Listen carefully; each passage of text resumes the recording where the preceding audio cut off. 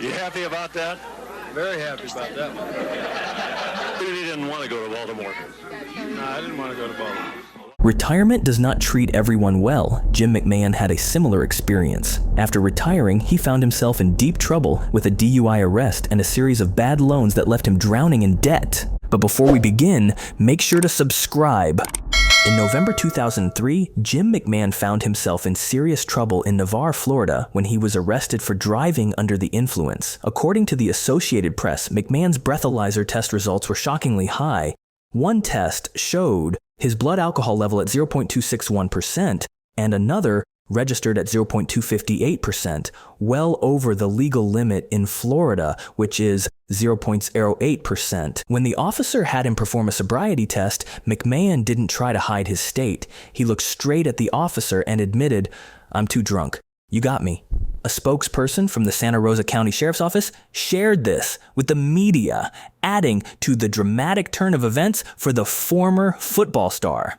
As if this wasn't enough trouble for him, his finances started to cause issues for him too. On April 9, 2012, news broke that Jim McMahon was in the middle of a major financial controversy. The Federal Deposit Insurance Corporation was coming after him for a staggering $104 million in bad loans that had been approved by Broadway Bank, a Chicago-based bank where McMahon served on the board.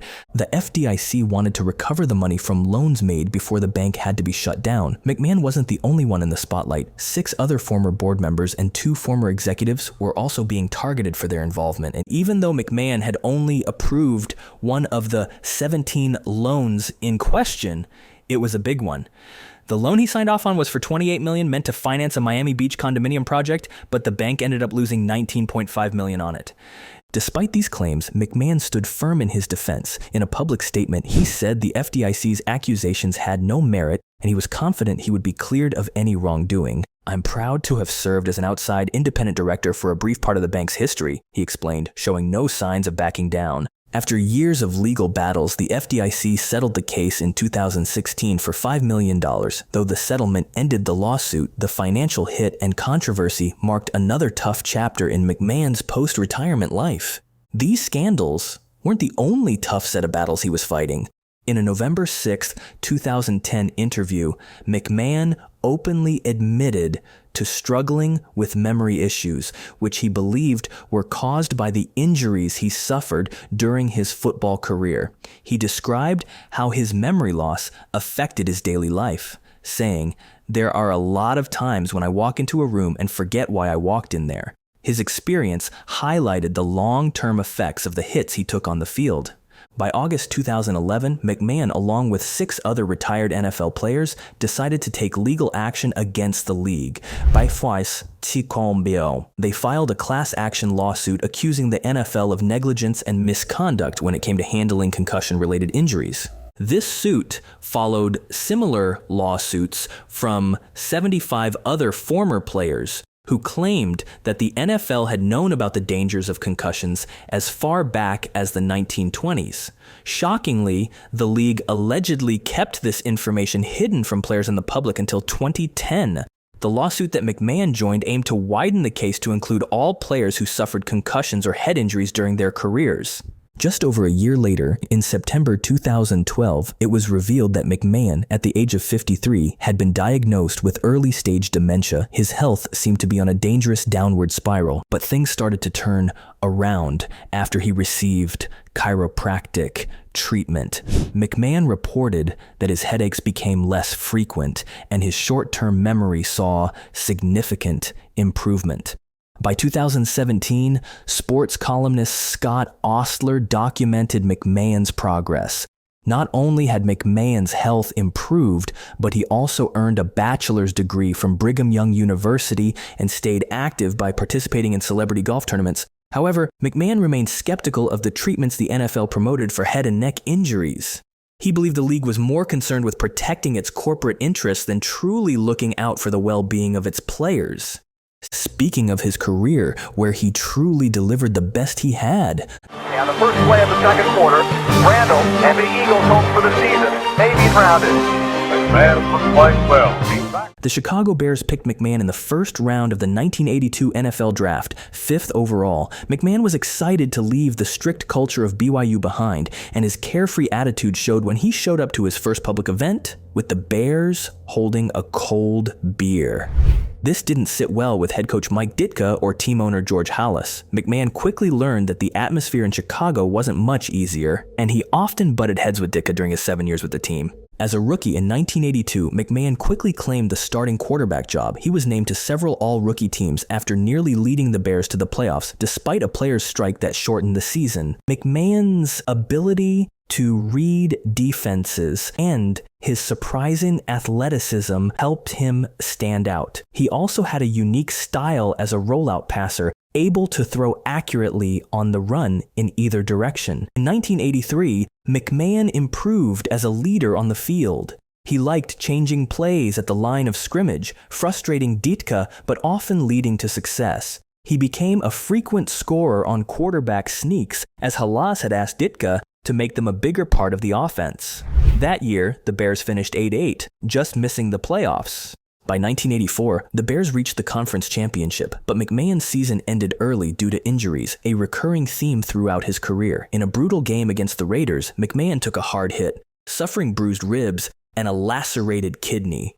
He struggled to even call plays, and when he left the game, he found his urine was dark from internal bleeding. This injury ended his season, marking one of many physical setbacks in his career. In 1985, the Chicago Bears had an incredible season, later voted by Sports Illustrated as the greatest of all time. They won their first 12 games and finished 15-1. Jim McMahon became a media sensation, not just for his play on the field, but for his bold personality. He even appeared in the team's famous rap song, The Super Bowl Shuffle, calling himself the punky QB known as McMahon. During a game against the Vikings, despite dealing with a neck injury, McMahon begged to play. Once in, he threw 2 quick touchdown passes, turning the game around and leading the Bears to a 33-24 victory. McMahon had a strong season, throwing for career highs with 15 touchdowns and 2,392 yards in just 13 games. Known for his toughness, he often slid head first while running, ignoring advice to slide feet first for safety. He also made headlines when a false report claimed he insulted the women of New Orleans, leading to death threats and him wearing a different jersey number during practice. In Super Bowl 50, McMahon shined, becoming the first quarterback in Super Bowl history to rush for 2 touchdowns, helping the Bears crush the Patriots 46-10. He earned his first and only Pro Bowl appearance that season. McMahon never played again that year, and despite the Bears finishing with a 14-2 record, they couldn't defend their Super Bowl title. Injuries continued to plague McMahon, but between 1984 and 1987, he set a record with 22 straight regular season wins. In 1987, he returned from injury to lead the Bears to an 11-4 record, but they were once again knocked out of the playoffs by the Redskins. By 1988, with Walter Payton retired and McMahon more focused, the Bears looked strong, finishing 12-4. But their Super Bowl hopes ended when the 49ers crushed them in the NFC Championship. After a fouling out with Bears president Michael McCaskey and head coach Mike Ditka, McMahon's time in Chicago came to an end. He was traded to the San Diego Chargers after 7 seasons with the Bears. In 1989, McMahon started 11 games for the San Diego Chargers, who ended the season 6-10. McMahon went 4-7 as the starter, with the team losing 4 of those games by a combined 11 points. He only had 4 games with over 200 passing yards, but had a standout performance in Week 2, throwing for 389 yards in a loss to the Houston Oilers. Despite his efforts, McMahon ran into trouble again, falling out of favor with head coach Dan Henning, his teammates, and the front office. He was benched for the last 4 games in favor of Billy Joe Tolliver and finished the season with 2,132 yards, 10 touchdowns, and 10 interceptions. After the season, McMahon was released. McMahon signed with the Philadelphia Eagles for the 1990 season, reuniting with former Bears assistant Buddy Ryan, who was now the Eagles head coach. For the first time in his career, McMahon was a full-time backup behind Randall Cunningham. However, when Cunningham tore his ACL in the first game of the next season, new head coach Rich Kotite named McMahon the starter. He led the Eagles to a 10-6 record and earned the NFL Comeback Player of the Year award. He stayed with the Eagles for one more season as a backup. McMahon's last chance to be a full-time starter came with the Minnesota Vikings in 1993. Taking over from Sean Salisbury, McMahon led the Vikings to 8 wins in 12 starts and helped them make the playoffs for the first time since 1988, though they lost to the New York Giants. In 1994, McMahon joined the Arizona Cardinals, coached by Buddy Ryan again. He made his final career start in Week 3 against the Cleveland Browns, but spent most of the season as the third quarterback. He left the team at the end of the season. In 1995, McMahon briefly joined the Cleveland Browns, but didn't play. Later that season, he signed with the Green Bay Packers and retired after their Super Bowl win in 1996, which was against the New England Patriots, the same team McMahon beat with the Bears in Super Bowl XX. McMahon stirred up some controversy when he wore his old Bears jersey to the Packers' White House reception. He explained that he did it because he missed out on the Bears' White House visit after their Super Bowl XX win. The visit was canceled due to the Challenger space shuttle disaster. In 2011, McMahon and his 1985 Bears teammates were finally welcomed to the White House by President Barack Obama, a Bears fan. That is it for this one, but if you happen to like NFL Legends, make sure to check out our latest videos on our channel NFL Icons. I'm sure you will love it.